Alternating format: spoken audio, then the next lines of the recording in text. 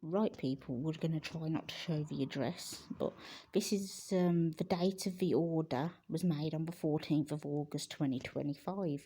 Conditional discharge order, which is basically where, because I went to court on the original date in Dudley, where where that letter was originally showing the date in Dudley. I went there, but they adjourned it to Birmingham because they wanted the judge who was doing my intensive supervision court order that I was already on. They wanted the judge that was dealing with that to deal with this criminal case so that I'd get an easy sentence and so I wouldn't have to go to prison. And so they got the judge that was doing the intensive supervision court order who was seeing me every other month, I think it went to about every 6 or 8 weeks in the end, if I remember rightly. And basically she was seeing me regularly for my reviews, and she was dealing with all the intensive supervision court order that I was on, which was the ladies' intensive supervision court order, a new incentive pretty much they'd brought out to stop ladies going to prison as much.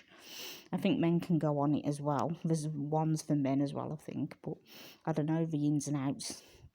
But the date of the order, 14th of August 2025. So, it says the court has found you guilty of the offences shown below, which because I pleaded guilty to them all, the assault and the racist words and abuse, I pleaded guilty to.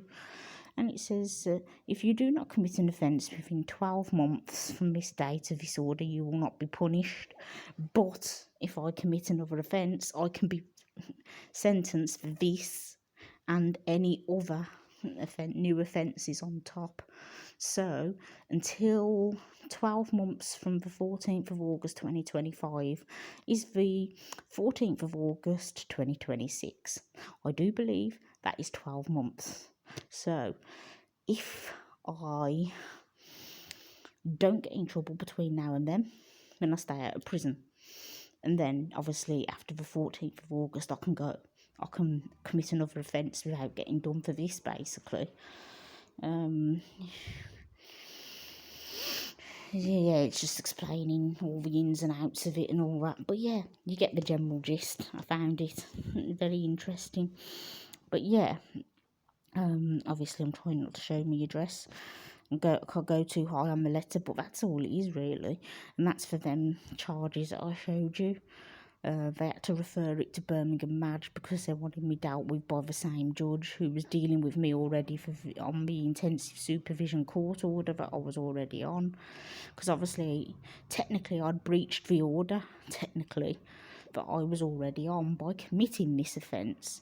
But she said because the significant amount of time that had passed between me starting this intensive supervision ladies court order, the sheer amount of time that passed and the amount of time I was on bail for, even she said, what the hell have you been keeping this woman on bail for the last 2 years for, virtually? She said, what the hell's this about?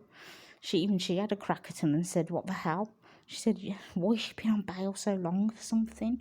Couldn't you make your minds up? Couldn't you make your charges up? And that is why I didn't go to prison for this. Otherwise, I'd have been in prison, no if, no but, no maybe. I'd have been sentenced for these matters and been in prison. End of, goodbye, end of story. If I would have...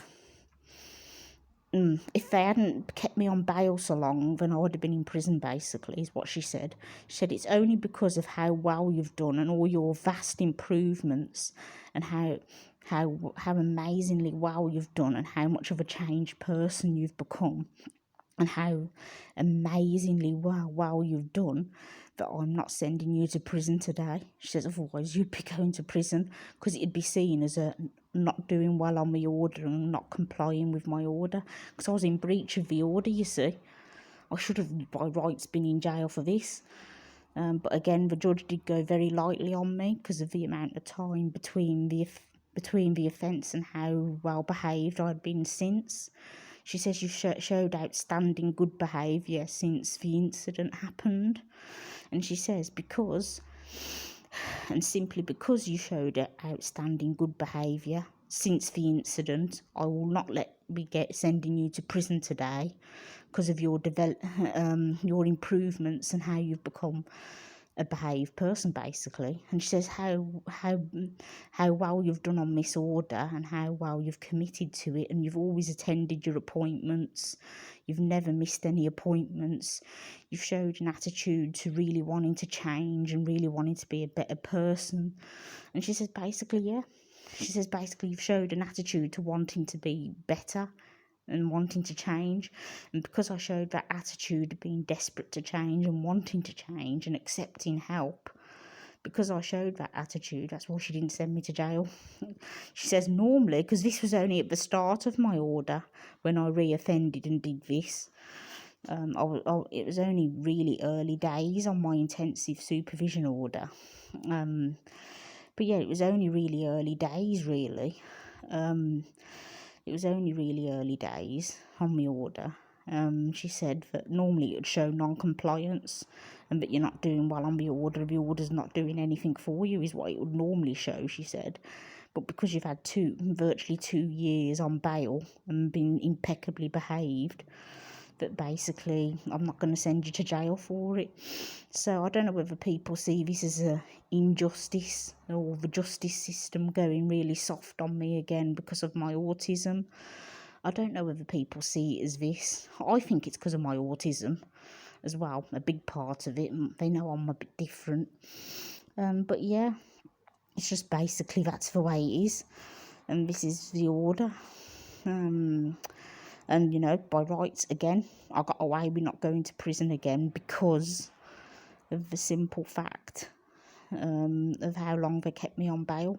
It was the only winning factor for me, really, and how well behaved I'd been and how I'd showed a positive attitude and wanting to change and that and accepting any help that was given. And she says, yeah, if you'd have been done straight away for this and the police wouldn't have kept dilly-daddling for over 12 months, she says, you would have been in prison. She says, guaranteed. You'd have had to go to prison for a set period of time. But only because of the police messing you about for well over a year on bail. That's the only reason I'm not sending you to prison. But is that considered as a judge going wrongfully very lightly on me again? Is that miscarriage of justice for all the victims out there and everybody that was a victim of my crimes? Is that a miscarriage of justice? Is it letting all the victims down by not punishing me properly and again failing to send me to prison? Is it just a sign that the justice system treat me with extreme leniency? I don't know, it's up to you to decide really, and leave your comments on what you really think of it. What you really think about what the justice system did for me there. Whether you think it's wrong. Yeah, okay people, I'm going to go now anyway. Bye.